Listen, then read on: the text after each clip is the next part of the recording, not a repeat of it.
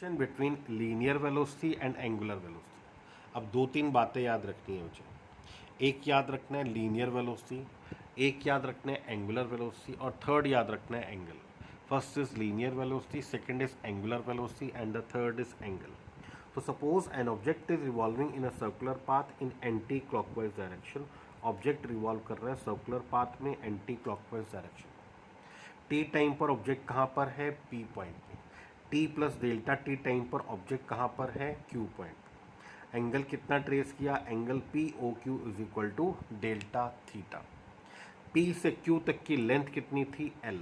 तो L length cover किया कितने टाइम में? डेल्टा टी टाइम में।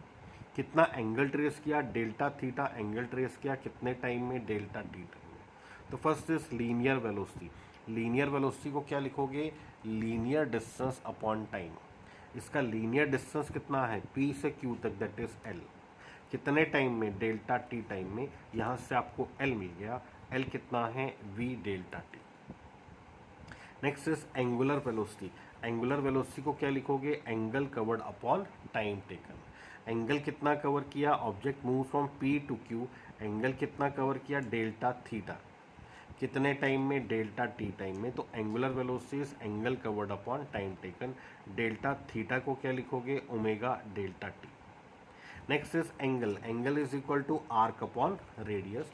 तो चेक करना, delta theta is equal to arc upon radius L upon R. Delta theta को क्या लिखते हैं आप? Omega delta T.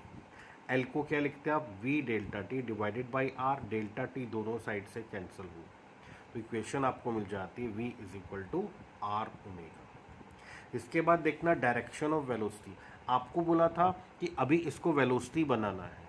वेलोसिटी बनाने के लिए इसको एंगुलर डिस्प्लेसमेंट बनाना है। एंगुलर डिस्प्लेसमेंट बनाने के लिए angle should be small. Angle small के लिए आपने लिखा if time is tending to zero. Time जो बहुत स्मॉल होगा, इन दैट केस जो क्यू पॉइंट होगा जो यहाँ पर था, that lies close to P. Therefore, in triangle OPQ, in triangle OPQ, angle OPQ tending to become 90 degree. ये जो एंगल होगा OPQ, this becomes 90 degree. Therefore, PQ vector becomes perpendicular to OP vector. PQ vector क्या हो जाएगा? OP vector के perpendicular हो जाएगा। और PQ वेक्टर किसकी डायरेक्शन दे रहा है आपको? डिस्प्लेसमेंट की या वेलोसिटी की? तो वेलोसिटी किस तरफ होती है? OP के परपेंडिकुलर। तो यहाँ पर velocity vector v vector is perpendicular to r vector. V vector r vector के परपेंडिकुलर, दैट इज बाय। तो in triangle O P Q जब टाइम बहुत स्मॉल है, Q lies close to P, Q P के बहुत close lie करेगा। In triangle O P Q, angle O P Q tending to become 90 degree.